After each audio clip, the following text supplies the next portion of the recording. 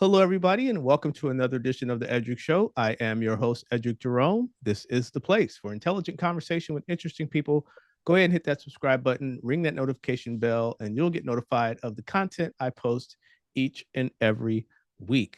I want to welcome back a friend of the show. We had a very good conversation the last time she was here, and I'd like to welcome back author and psychologist Jim C. Collie. She's here to discuss her latest book, Him, Prince Charming, The Narcissist in My Head.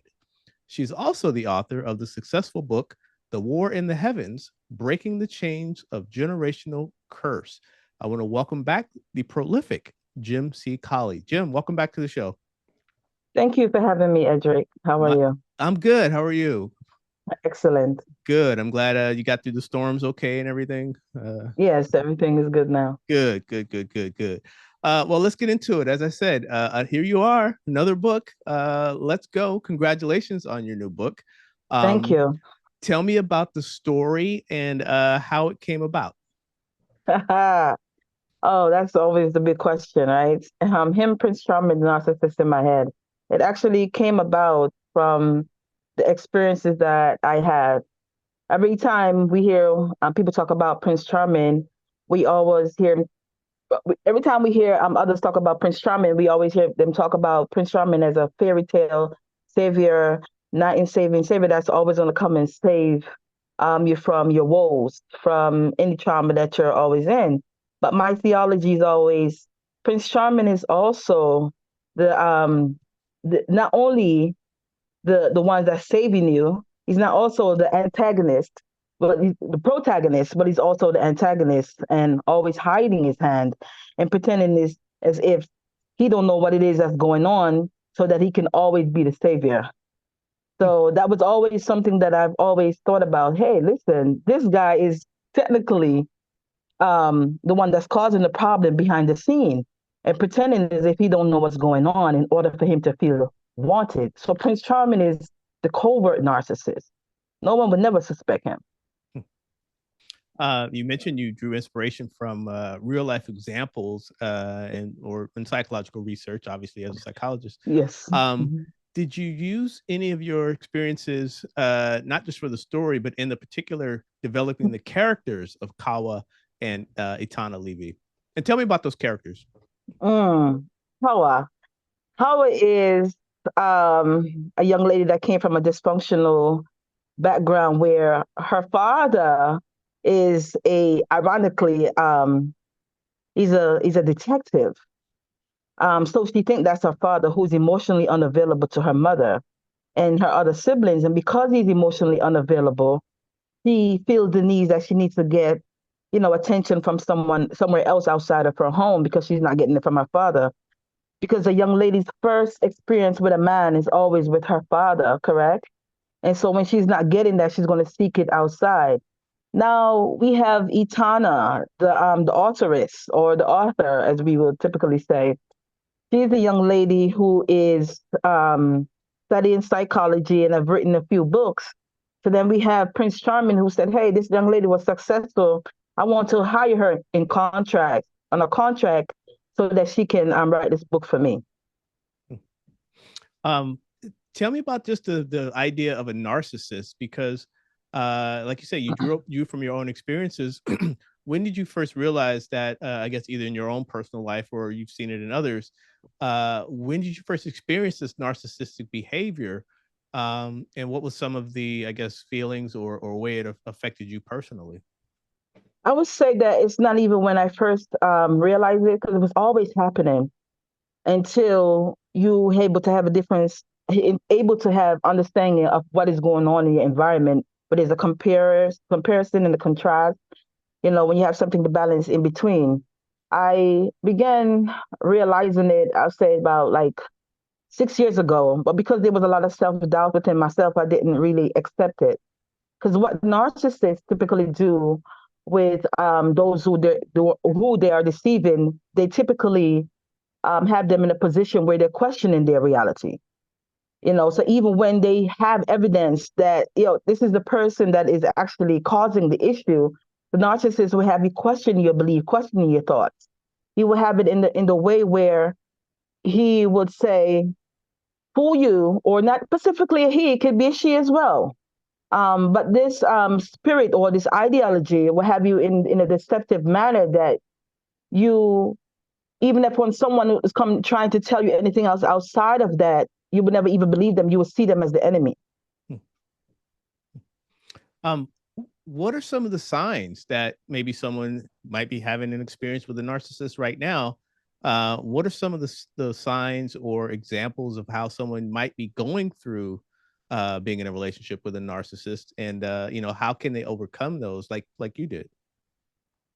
I want to say technically I overcome it. I'm still going through it because it leaves such a damaging impact on your psyche that you literally have to go through a withdrawal, just like if you were suffering from a substance, like substance abuse. So you go through the whole codependency withdrawal. You have to be in an environment that is supporting you of going through that withdrawal symptom. Because sometimes when you go to a withdrawal, you reflect back and you said, oh, maybe I'm thinking incorrectly. Maybe everyone around me doesn't want to see me be successful. So sometimes you return back into that toxic environment. Some of the signs that you are being narcissistically abused are gaslighting. They will always have you questioning your reality. You're never right. You're never the one that is right. They're never accountable for their actions. You're always the one that's wrong. And if you do bring them to the space of being accountable, they will punish you for it. Um, they separate you from your family and friends and young ones. They go behind you and cause destruction. They don't want you to be independent, because the more independent you are, the less likely you are to rely on them for anything, because the narcissist always wants to be in control. um, Conversely, obviously, there was something about the narcissist that attracted you and others. What are some of the ways that narcissists make themselves, I guess, irresistible to people? Because it's not, I mean, if they exhibited all this bad behavior from the jump street, then obviously no one would be attracted to them. But there's something about a narcissist that attracts these types of relationships. So for you, what makes narcissists so attractive? It's not specifically them that is attractive, it's the things that they do. And these people are very calculative. They pick their specific individual who are wounded. So it's not that, okay, you're the prettiest girl or the prettiest guy or you have the most money or etc. Is that your wound is like, it's like a vulture. The vulture is not going to go after an animal that is healthy. The vulture is going to go after an animal that is dying, and it will sit around and wait until you die to, to feast on your body, right? Hover over you. And that's some of the things that the narcissist does. So it's the same as a pedophile. The pedophile will go into the home and seek out a specific victim. Say, for example, if they have a little league team where they're playing baseball, the coach will make sure that, okay, this child here, he doesn't have a home, or he doesn't have parents that is supportive of him, or it's a single mother and she's not really available, she's emotionally unavailable, is the child that is very introverted, is not really going to tell anybody anything. Perfect example. So, and this is the same thing that the narcissist does. They look for their specific victims that are wounded so that, they can destroy them and be able to have that control over them. I mentioned when we came on that you are prolific. You write and you write and you write and you write, which I admire you for that, because there's discipline Thank there. you. Tell me about your creative process in terms of writing books of fiction. Does it just all come out? I mean, have you planned this for years? I mean, tell me a little bit about your writing process and your writing style. The writing process. This is my first time actually venturing into a fictional book. And to me, this one felt more personable because it's like I started living through the characters. And there was times where I was crying and I'm asking myself, what are you doing? Why are you crying? These people aren't even real. But then when I talk to my friends and let them listen to different parts of it, little synapses, they're so engaged. They said the characters are not real, but there's people out there living these type of lives. So you're telling someone else's story. So the writing process, sometimes, I put on my music and I go into a zone where I don't want to talk to anybody and I'm in tune with this person. And I will sit there and I will push myself to write at least 3,000 words for a day. So it becomes this egotistical thing. Like if you don't write 3,000 words for a day or more than that, then you're not good. But it becomes so exhausting because, the creative mind is not like it's something that I planned on writing. I'm listening to the voices of the creative part of me, instructing me and guiding me on what to do. There's an overriding theme in not just this book, but your other books as well, of getting away from something, of breaking Mm, through, of mm. leaving something behind. Have you thought about those connections? Because it No, does I seem know. like a line between your first book, your second book, and now your third book. There does seem to be that correlation. Now that you say it, I absolutely agree. And it is a part of that's something that I'm trying to get out of. Um, that cultural idea that tells me that I'm nothing. It's like it's a constant battle within my lower self versus my higher self. Or as they would say in psychology, the id versus the subconscious, or the subconscious versus the conscious.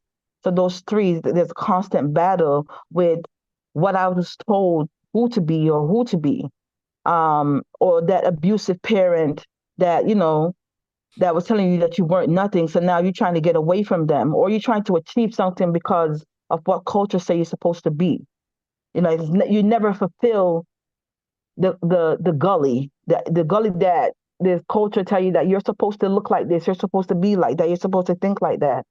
So it's trying to get through and get away from it, but it's like you never feel like you're going to ever fill that void. And also, like your previous books, the artwork is amazing. Your covers are just, they stand out, they pop, everything that you would expect in an engaging book that would make you want to pick it up. Talk to me about your artwork and how that imagery came about. Yeah, yeah. That imagery. Okay. That was actually specifically someone that looks like the narcissist. So I said, okay, let it be this person. That was a very bold move. My artwork comes from I actually think about them before I write the book. What do I want this to look like? And when I actually draw it down, because I'm not a great, I'm the writer, not the artist. Um, so when I draw it down, the artist that I work with, I send it to him. He always seems to understand what I'm talking about. And so sometimes we work on it for 3, 4 weeks, just to, because of my creative juice. I'm like, no, move this right here, move that right there. So they get to know me because they build a relationship with me, and they know that I'm this perfectionist when it comes to it. Like it has to be, this image, it has to be perfect enough just to get it done. So sometimes even they get tired of me. They're overseas. I'm here in the States, and I'm up all night sometime waiting, just, I'm like, okay, pop this little color. Put on a pink shirt, because the narcissist is a playboy. He always wanted to look like he put a little earring in his ear, you know. So that alone was enough work. Well, obviously it worked. I think you're on your Thank way you. to another successful book. Before we move on, real quick, let me just ask you about your previous book. Um, that one caught fire. You touched a lot of people with your previous book. Tell me about how that one's going, and how you're able to leverage that book into your next one. The War in the Heavens, breaking the chains of generational curses. It actually did catch a lot. It set a lot of people's skin on fire as well. Um, That one is going very successful. It has now been picked up by Harvard State University, which I was like, what in the world? I was Congratulations. so, thank you. I was so shocked. I woke up in the morning, I was feeling so sad and so down, like, oh, I'm not achieving certain things. And I just took my name into Google and said, let me see how far my books have gone. I was like, whoa, no way. I called my friends, and they're like, your book has really reached that far. And I'm like, yeah. They was like, okay, you have no reason to complain about anything no more. This is the heights of it. And so now what it is that I am working on, getting it in more libraries and more universities, which is quite surprising. Some of the universities that are local are the one that are giving me more issues, and some of them who are in higher level are more acceptable of it than anything else. And it's the people that look more like my complexion that are giving me the more complexity than Wow. the ones who aren't.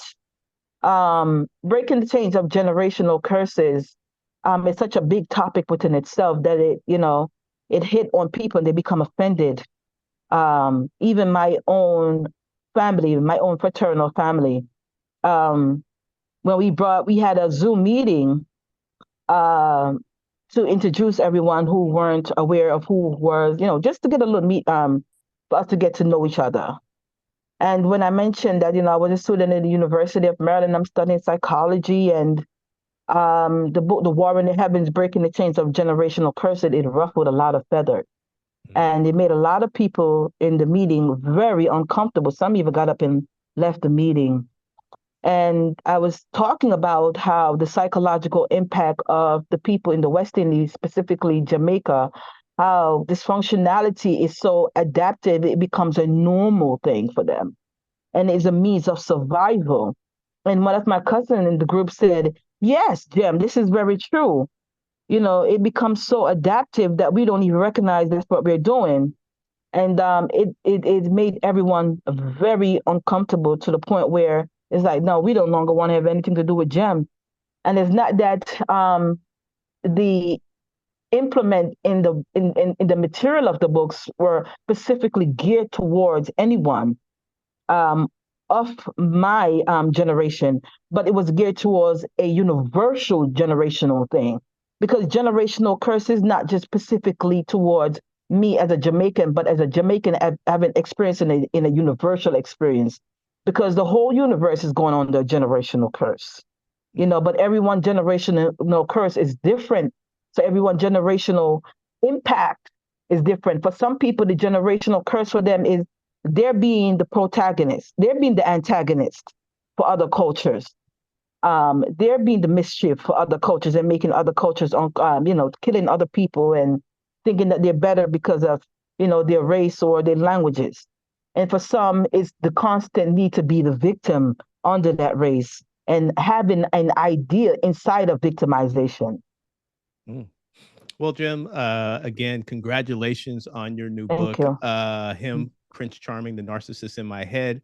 You're courageous, you're fearless, you are an artist. Your medium just happens to be words, but you are an artist. So take that for what it's worth. But if Thank people you. want more information about you or they want to get a copy of the book, where can they go? Prince Charming, The Narcissist in My Head has not yet been released. It's still being in the works editing. Um, so that should be out in June of 2024 by God's will. But as far as the other books, The Damsel in Distress and The War in the Heavens, Breaking the Chains of Generational Curses, are available on all platforms such as Barnes and Nobles, Amazon, Target, Walmart, Lulu, Ingram, Sparks, and many more places. Excellent, excellent. Well, Jim, I always appreciate talking with you. I always enjoy our Thank you. conversations. At the rate you're going, you'll probably have another book in about an hour. Uh, you're pushing them out.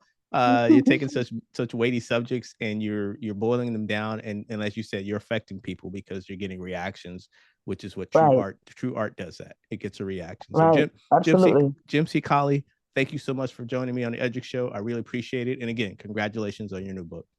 Thank you. You're very welcome. This has been another edition of the Edric Show. I am your host, Edric Jerome. This is the place for intelligent conversation with interesting people. Go ahead and hit that subscribe button, ring that notification bell. You'll get notified of the content I post each and every week. I want to thank you for tuning in, and I will catch you on the next episode.